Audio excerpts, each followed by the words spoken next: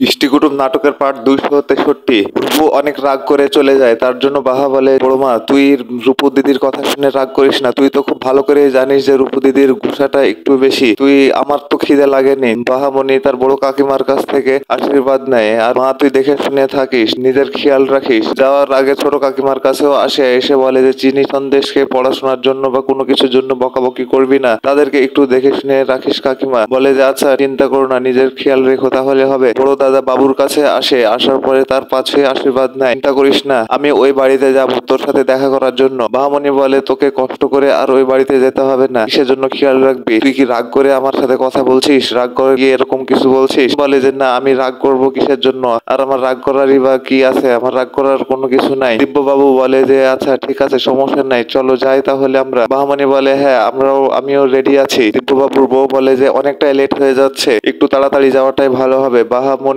বলে যে আমি তো একদমই রেডি আছি, চ তাহলে। একথা বলে বাহামণি সেখান থেকে বের হয়ে যায়। বের হওয়ার আগে বাহামণির দুই চোখ দিয়ে অঝরে শুধু পানি পড়ে। বাহামণির যে কতখানি কষ্ট হয় কাউকে বুঝাতে পারে না। বড় কাকা বাবু আসে না, কিন্তু পরে পিছু পিছু পিছন থেকে এসে দাঁড়িয়ে থাকে, কিন্তু সামনে সে দাঁড়ায় না। বাহামণি বড় কাকা বাবুকে দেখতে পায়, দেখতে পেয়ে অমনি বড় কাকা বাবুর কাছে চলে যায়। যে বাহামণি বলে কাকা বাবু তুই ওষুধটা ঠিকঠাক ভাবে খাস, তুই রোদে ছাতাটা নিয়ে যাস, আর এগুলো বলার জন্য কি আমি তোকে কল দিতে পারি? বাহামণি বলে তুই আমার উপরে আর রাগ করে থাকিস না। বড় কাকা বাবু বলে যে আমি আর রাগ করবো না, আমি একদম লক্ষ্মী ছেলের মতো থাকবো, আমি একদম লক্ষ্মী ছেলে হয়ে যাব। তুই এগুলো নিয়ে কোনো চিন্তা করিস না, আমি একদম আমাকে দেখে শুনে রাখবো। পরিবারের সব লোকজন বাহা এবং বড় কাকা বাবুর দিকে চেয়ে থাকে। বাহামণি কান্না শুরু করে দেয়, বড় কাকা বাবু কান্না শুরু করে দেয়। বাহামণি বলে ঠিক আছে, সমস্যা নেই, তুই শুধু তোদের নিজের খেয়াল রাখিস, আমি তো আমার খেয়ালটা রাখবো, তাহলে তোরা থাক, আমি যাই কিনে। একথা বলে বাহামণি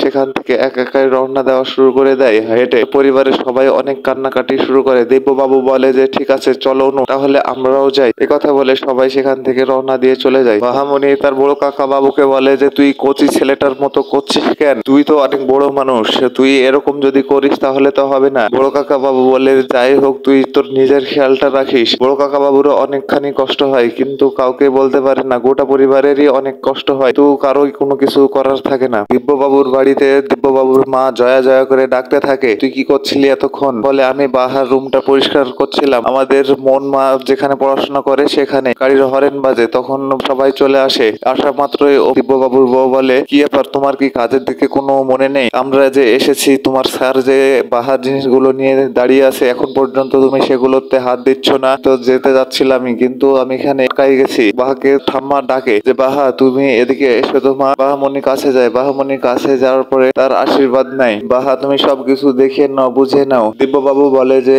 অনু তুমি এখনই অসভ্যতা শুরু করে দিলা, তুমি এরকমটা করো না। থেমে থুমে মেয়েটা আসলো সবে মাত্র বাড়িতে। দিব্যবাবু বলে যে আচ্ছা বাহার থাকার জায়গাটা কি দেখা হয়েছে? তার রুমটা কি পরিষ্কার করা হয়েছে? বোন বলে যে হ্যাঁ, মনমার পড়াশোনার ঘরটা পরিষ্কার করে রেখেছি, আমার সাথে রাত্রে ঘুমাবে। করিলাস তুমি বাহার ঘরটা পরিষ্কার করো নাই? বলে হ্যাঁ পরিষ্কার করেছি তো, স্টোর রুমের সে জিনিসপত্র সে সকাল থেকে সবকিছু ঠিকঠাক করে রেখেছি, বাহাকে স্টোর রুমে রাখা হবে। দিব্যবাবুর বোন জয়া বলে বৌদি আমি তো এরকমটা মনে করেছিলাম, তার জন্যই তো আমাদের মনমার ঘরটা পরিষ্কার করেছিলাম। অনেক রকমের কথা শোনায় যে তোমার তো আর সংসার নেই, তোমার যদি সংসার থাকতো, তোমার সংসারে তুমি যদি এরকম মাথা ঘামাতা তাহলে আমার কোনো কিছুই যায় আসতো না। আমার সংসারে তুমি যদি এরকম কোনো কিছু করো তাহলে তো আমি মেনে নিব না। দিব্যবাবুর মা অনেকটাই রেগে যায়, আর বলে যে তুই এখনো জয়া দাঁড়িয়ে আছিস, চ তাড়াতাড়ি এখান থেকে আমাদেরকে যেতে হবে। অন্যের বাড়িতে আর কতদিন থাকবো? এখন তো মন সুস্থ হয়ে গেছে, এখন আর আমাদের এখানে না থাকলেও চলবে। কাজের লোকটা কৈলাস বাহাকে বলে যে এই মেয়ে তুমি এদিকে এসো। দিব্যবাবু